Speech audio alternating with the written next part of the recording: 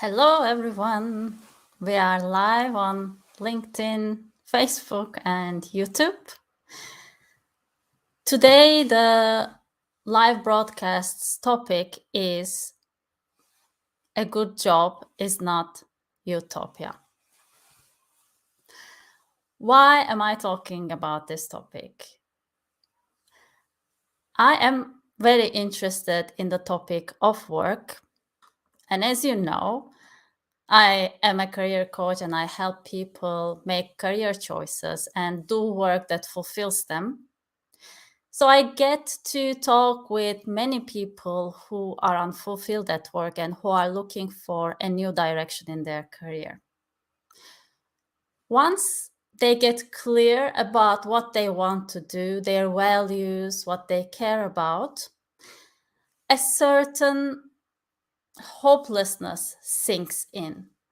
I have heard it from many people I worked with, from many colleagues, from whoever meet everywhere, that there is a general hopelessness about doing work in an organization, that whatever it is, it would not work. Corporate places are hell. They don't serve us, they are not good, and so on. There is a general belief, which comes from, of course, some past unfulfilling experiences. And as I am interested in it and I work with people, I recognize that it's not enough to personally decide on what you want to do as work. We also need workplaces and systems that enable us to do this work. And so I got curious.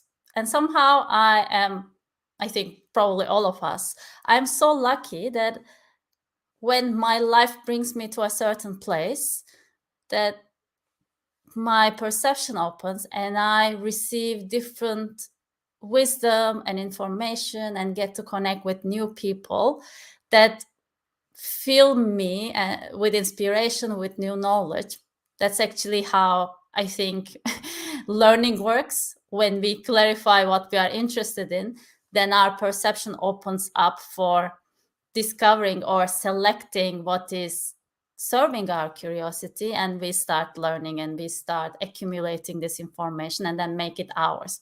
So my learning journey with work in an organization started from that place of curiosity for rethinking what fulfilling work means, not only individually but also collectively.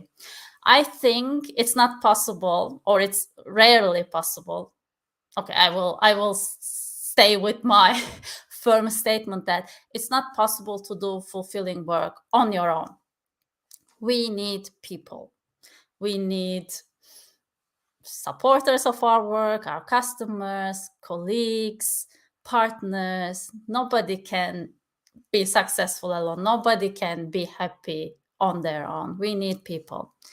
And I see working in an organization as a great place to have these people. You know, maybe you don't know, I have written a book called The Gift of Being Unfulfilled at Work. And one of the gifts that I have established for myself, being unfulfilled at work, is finding your people. And another gift that I understood that there is when we are unfulfilled at work is that we get to learn about ourselves. We have self-awareness, because when we state that we are unfulfilled and we are saying this doesn't fulfill me, then I get curious about what it is that I would like to do, what would fulfill me. And from this, my new perception and opening arises, and I state, I want this, I want to experiment with this, this is what I care about. And this self-awareness, some of it comes from me, but some of it comes from the others. In my experience, I have learned so much from my colleagues because they gave me feedback about how they perceived me. I couldn't see myself. They shared with me their experience of me, which connected my own internal information. And I could say, oh, okay, this is important to me. Oh, okay, this is my talent. Oh, okay, that I can see myself doing. that was only possible through the feedback of other people. So the people that surround us, that can give feedback to us, that we can share experiments with, are our gifts. And organizations create a wonderful place for meeting these people. I find it amazing because whatever job you are in, you have chosen this job based on a certain criteria. And there are other people, your colleagues, who have also chosen the job for a certain criteria. I'm assuming there's something more than just earning money, because there are a lot of places one can earn money, but you ended up in the same organization. So something that called you, something that connected with who you are. There is a shared connection between you two. You already have a base for a wonderful relationship with people who are working in your organization. So that is an amazing benefit of having a job, in my opinion. Coming back to why I chose this topic, a good job is not utopia, because I understood that we needed to look at the systems, not only save ourselves individually, but create systems, organizations where fulfilling work will be possible. We need to shift our perceptions, first of all, about that will not be possible, because I am convinced that it's possible, and there are already organizations out there that enable fulfilling work, that do create the container for the fulfilling work. So my curiosity of finding these organizations, or understanding how we can design organizations so something meaningful can emerge, not only that we work for money, which probably you don't. If you are looking for meaning at work, I think you will be looking more than just earning money. So we are not just machines that are fulfilling certain tasks, but something organically from our being, from our uniqueness, come together with other people's contributions, and we create something beautiful in the world. So that is, for me, meaningful work. And this is possible in organizations, and maybe even easier because we are there together rather than one individual like me, although I have partner, or two individuals going out to connect with more individuals. You are already there. You are many individuals in an organization, and wonderful creations can happen when you can remember what connects you and also connect to a bigger purpose, and the magic can happen. I had this idea, but I wanted to search for more, and I came into the book, which I highly, highly recommend, and I'm going to rave about this book. It's called Reinventing Organizations. I don't know, organizations. I use both of it interchangeably, it doesn't matter, by Frederic Laloux. It is a wonderful book, and it gave me so much hope, and it opened so much my perception and the idea of possibilities out there. Why? Because the book, Frederic Laloux, had researched companies that are already operating from this space of highest possibility and trusting the employees, so that it's a living being that is shepherded, that is co-managed, co-organized by everyone in the company, and magic happens. I highly advise you to check this book. I am going to talk more about it in this time that we have together, and I'm going to make some connections to what we can do individually in relation to that book. So Frederic Laloux's story is also interesting. He was a consultant in one of the big consultancy firms. I think it's Boston Consulting Group, but we have to verify that. And he was quite a successful one, and he was quite a high-level consultant. He was working with the head of organizations for supporting them through the transformations that the companies work through. But at some point, he himself felt this, even I would call depression. He said, well, I'm seeing these people with all the best intentions, but somehow the system of the organization suck these intentions and make them immobile. So the system itself takes over and brings the good intentions into and null. So unless we come up with a different system, we really cannot change anything. We really cannot make work more humane. And he took himself back. He said, I'm not going to do this, and I'm going to think about what we can create. And he started writing the book that I'm talking about right now, the Reinventing Organizations. And he looked into the evolution of organizations and the evolution of humans, because organization and being human come together. It's like how we humans connect with each other and work together. And he also connected with companies that were operating in the highest level. When I say level, he, in his book, talks about levels of consciousness. He is making use of other theories of organizations, and he adds his own commentary to it. We, in the life of humanity, we have evolved because of the needs of us mentally and spiritually, but also what we were going through in our lives. So we started cultivating our fields, and we became collective societies. There were wars and so on and so forth. So we have evolved as humanity together as groups of people, and that also helped our psyche to change. We have also evolved, our consciousness has evolved. And there is a certain parallels between the consciousness of humanity and the consciousness of organizations, the levels that the organizations operate from. So I'm not going to go very deep into all these. Probably I also cannot remember them all, but it starts from that place of like a wolf pack where everything is about kind of the strongest with whatever force you can get, because you need the result right now. You can be violent and just get the results or get the success. And there is this powerful wolf leader, and then there are others that are serving the leader just for the survival of the whole pack. So there is this level, kind of, we can say this is the lowest level, the red. There are also color codings for each of these segments. And then we go up to kind of, we can call many of the organizations operate in a bit higher level, which it calls orange level, where it's more about success. It's more about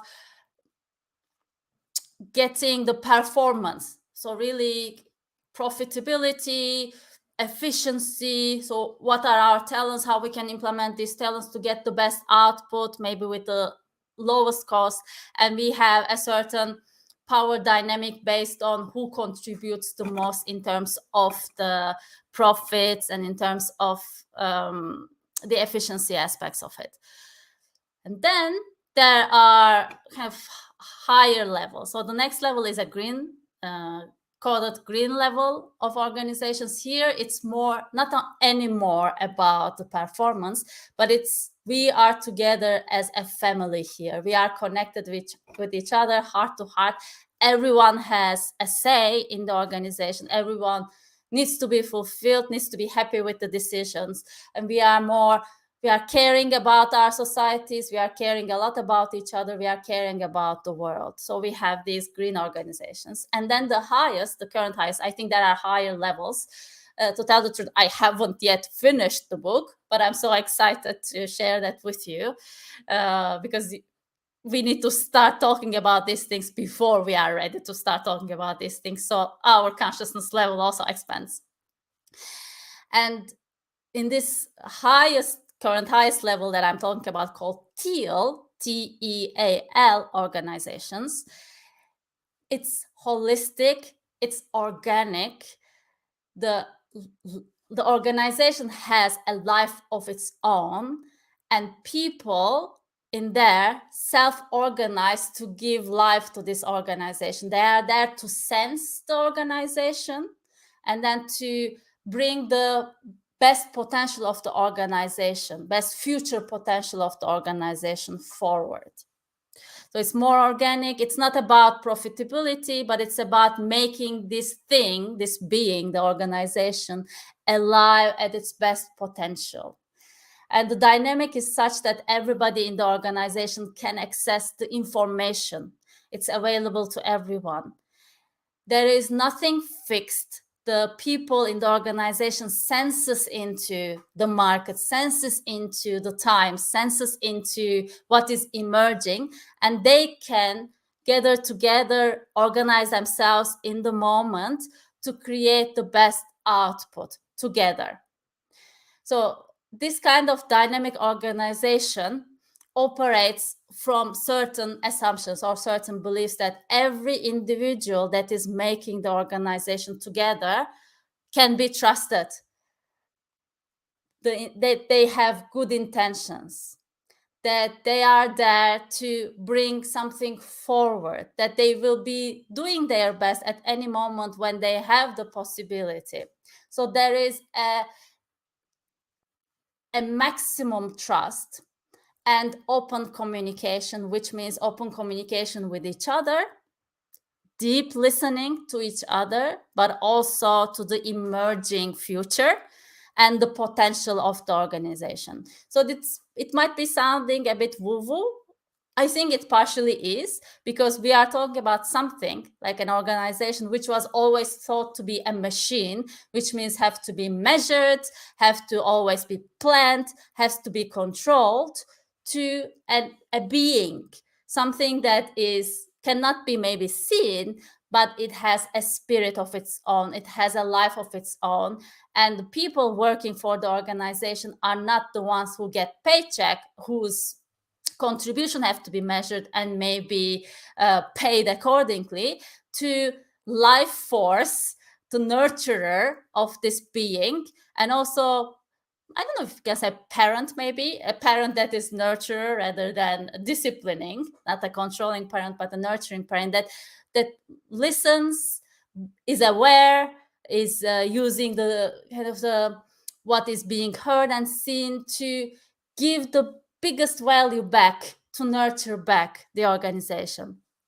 So you might be surprised, that's why the topic is called A Good Job is Not Utopia, because in this book there are various names mentioned, various organizations that are operating currently in that teal level. To operate in this level is not an easy thing, because that requires first the management, the CEO, but also the board to be bought in. So they should be believing that such level, such an organization is possible, and they would be supporting the organization to continue with this management system. So that rarely, I think, still happens, but I'm positive that it can happen, because we are in a continuous evolvement as humanity, and the more people are getting curious about new ways of working, giving from the heart, working together from a higher level of consciousness, bringing the biggest potential forward rather than continuing the past experiences and with the thinking with the past. Okay, we have done this, so we estimated to do it that way. So really hard controlling and planning, to more creative, generative ways of being. The number of organizations that are operating in this level will also increase. So I'm positive about this, but we need to start speaking about it. And there are important aspects, even though the organization you are working in is not in that level yet, you can, I think, introduce this level of acting to your organization. Maybe you will not be transforming the full thing, but you can transform your team, maybe your colleagues, and then maybe another team gets interested in it, and we can really influence each other. We have the power as humans to mirror each other, to sense each other, to be inspired by each other. So when one of us changes, one of us gets curious, puts something forward, the others can take it and co-create together. So I am definitely positive that we can, as individuals, as a person who is interested in doing meaningful work, create or introduce changes to your organization. When I was talking about it, I also there was something important that I wanted to share with you. I guess I got lost in my words right now. Doesn't matter. Maybe it will come. So there are three aspects that are important, or that we can bring this organization, kind of this way of working, to our organizations. And the first one is called self-management practices, self-organizing teams. So this means that in that teal level of organization, TEAL, there are no hierarchies. So there is not a manager that is guiding you, that is controlling if you achieved your targets. You, as with your team, are coming together and deciding what is important, how you will be working together, how you will be supporting each other, what ways will you be reporting to each other, keeping each other in contact, and maximize your own potential, the team's potential moving forward. So you organize yourself in terms of resources, in terms of the goals you set. Nobody tells you what to do. But of course, when you need support, and there is a clarity around how you work together and how you will resolve the conflicts or make conflicts as a potential to grow together. And that becomes very clear. So self-organizing teams are the key component of this. And maybe you individually can start by taking initiative when there is, I know, you have a new idea, or there is a project that you can really, instead of this is not my job, I'm sure you are not doing it, but sometimes we have the tendency to kind of protect our area and not to be fooled when the other is not working that much. Why should I work that much? But you're not working only for money. You are working to do something bigger than you individually, to bring things forward. So when you take initiative, you can act like a self-organizing team. You can gather people around you and then decide what will be kind of your output, how you will work together, what will you be watching for, and really tell what resources you need. So taking initiative can be a way of self-organizing. If you are a manager, of course, you can delegate this work when you know what you are working on. Let your team come up with way of working about this. What are they going to put out, by when, what resources they need, what are they going to introduce from themselves, how will they work together. If you have multiple teams, you can make these multiple teams kind of compete. It's one of the examples that is given in this book, that an organization can create a strategy day, and then different teams can put together strategies and plans and the resource planning. And when they can show that they have it in their hand, they can then take control and go forward with their plans and projects. So they can start self-managing themselves. There are many interesting things of this self-management, because a role is not something fixed. So however you define yourself, or the role you are playing in the organization, might change because the market changes, the products changes, maybe your interests are changing. So you can continuously refine, or maybe how your team benefits from your changes. So you can continuously refine and redefine your role. And some roles can disappear and other roles emerge. So there is this organic, in the moment creation of an organization without the fixed defined roles. And in this organization, there is not a kind of a manager, the controller, but if there is a manager, it's mostly the CEO, or there's a representative from each team that goes to different meetings and take different roles. But there is a servant leadership. The CEO itself is there to support people's self-organization, rather than being the strong guy who decides for everyone. Everyone decides. The teams decides for themselves. The organization, the stakeholders decide together moving forward. And there is the decision mechanisms are set forward in this organization, this level of leadership, management of the organization.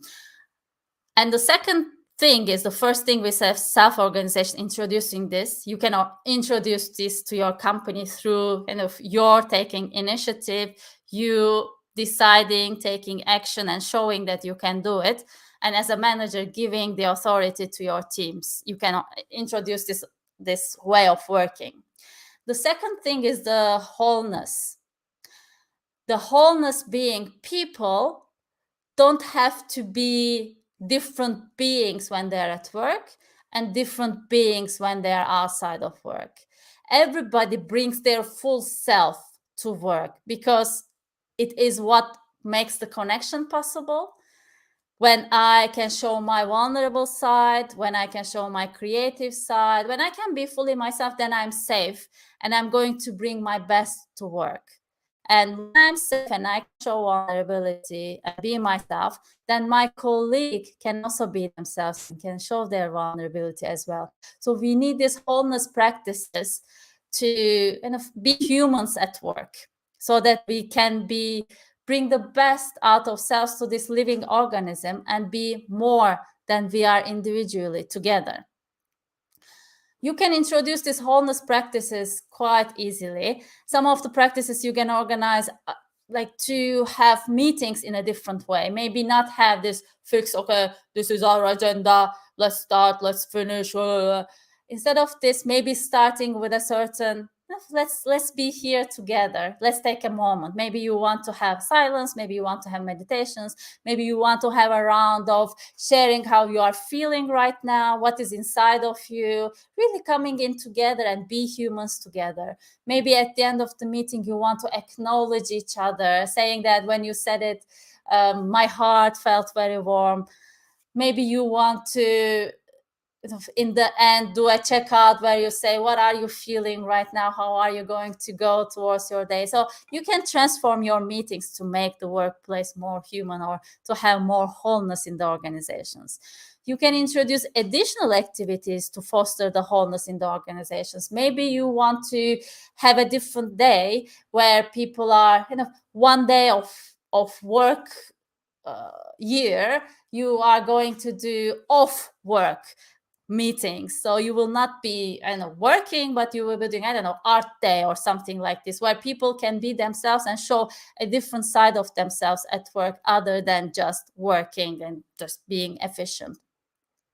There are many beautiful examples in the book about this. I remember one example of a company that is creating that has a budget for everyone to have a gift, to give a gift to someone in their life, and the only condition is that they are going to come back and tell it to the whole organization who they gave their gift and what they appreciated about this person that they wanted to create a gift. So people hear each other's human stories, and that creates this feeling of connectedness. We are here together. We love being with each other. We love creating together. And that builds the first basis of creating something else outside of ourselves, when we can be with each other without defenses, without power fights, and we want to be good for each other and together be good for the being that is beyond us, the whole organization, and also the universe that we are in.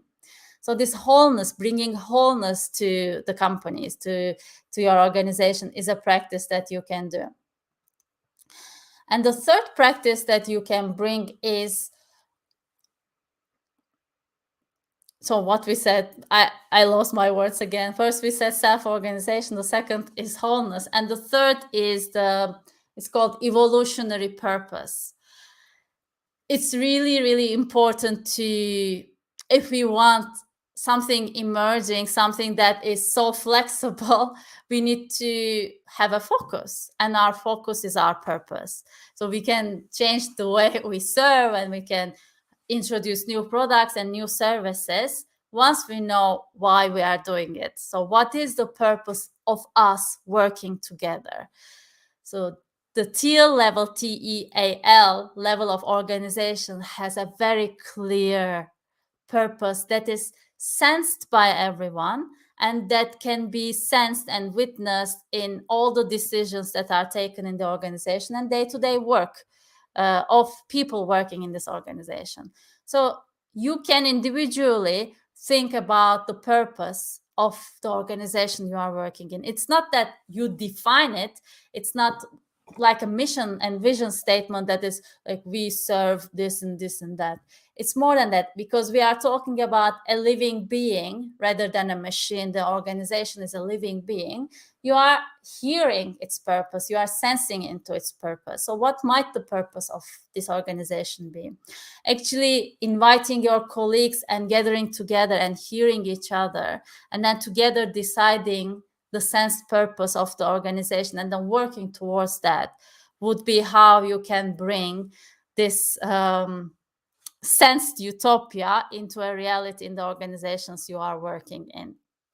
When you can define a purpose, then you will start feeling the meaning more and more, because otherwise it's something I do because I have to earn money or something I enjoy doing.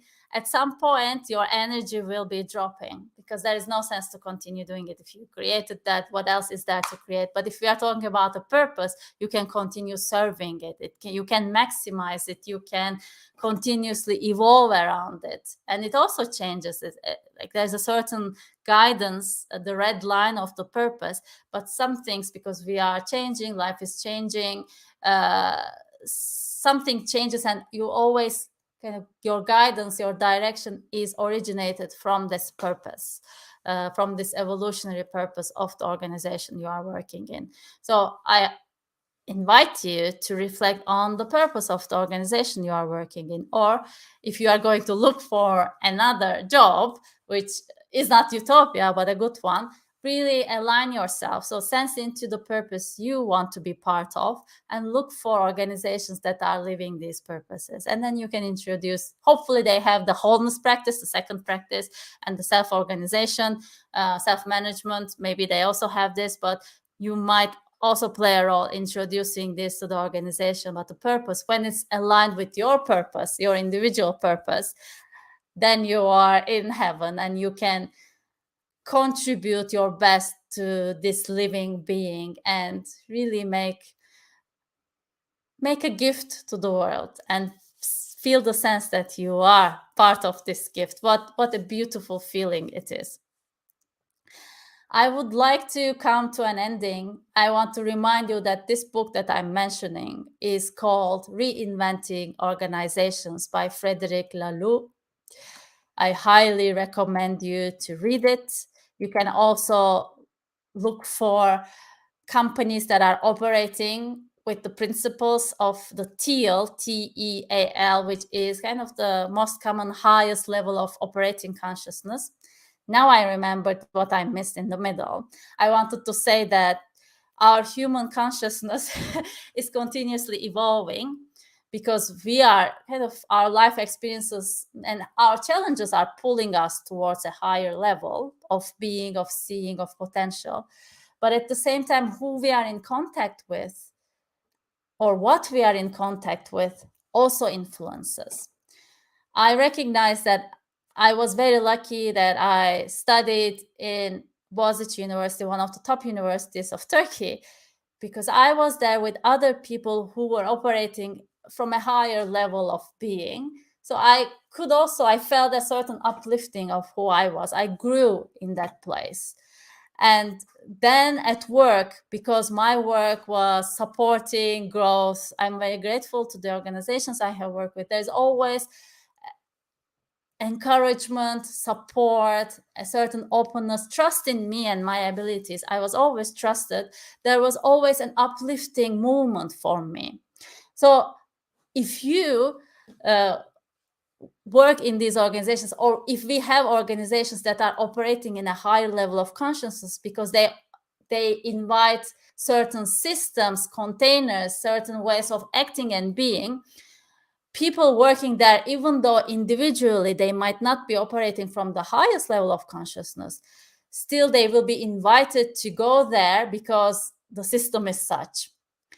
And when we look at, I think it's from sociology, but when we see the changes in humanity, the big changes happen. I hope I'm not mistaken, but when 30%, might be also 13, we have to verify this number, 30% of people start operating from that level or believe in it or act in such a way, then the transformation in the society happens. So the more companies we have operating from that level, the more people, the consciousness of our societies will increase. So we need this level, but also the more people who are operating with these values, for example, you listening this now and getting curious and learning more and bringing these values to your organization, will be contributing to the common humanity and uplifting the humanity. So that's what I forgot to share with you, which I remembered right now. That is great.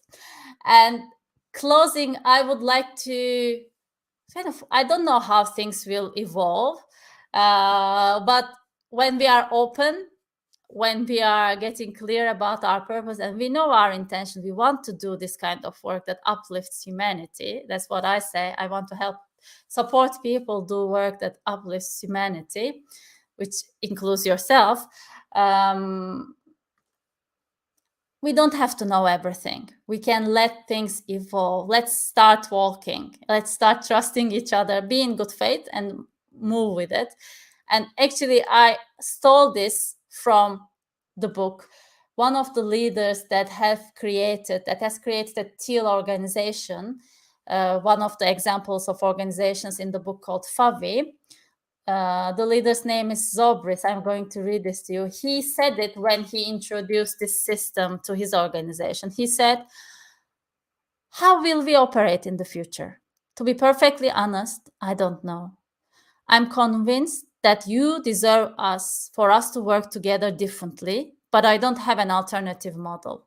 I suggest that together we learn by doing, with good intentions, common sense, and in good faith." This was Jean-François Zobrist, who introduced this level of working to FAVI. And that's what I want to leave you with. Let's look for making work better, humane, so that we can uplift our humanity, the consciousness of our humanity.